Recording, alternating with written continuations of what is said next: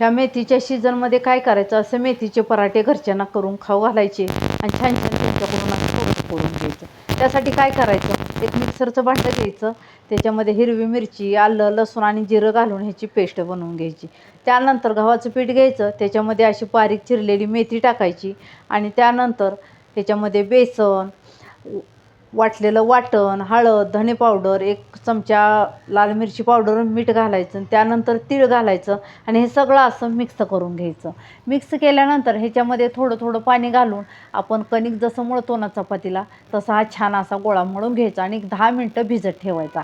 त्यानंतर आता आपण इथं लाटायला घेणार आहोत, त्यासाठी एक गोळा घ्यायचा आणि जशी चपातीला घडी घालतो ना तसं तेल लावायचं, घडी घालायची आणि छान असं ही जशी चपाती लाटतो ना तसं लाटू शकता किंवा तुम्ही असं त्रिकोणी पण लाटू शकता.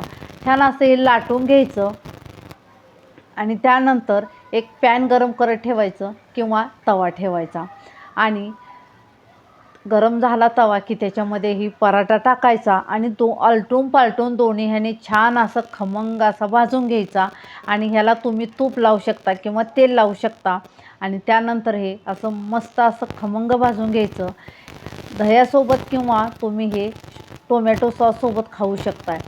तुम्हीसुद्धा ही नक्की ट्राय करा आणि मला कसं झालं आहे हे नक्की कमेंट्स बॉक्समध्ये सांगा. धन्यवाद.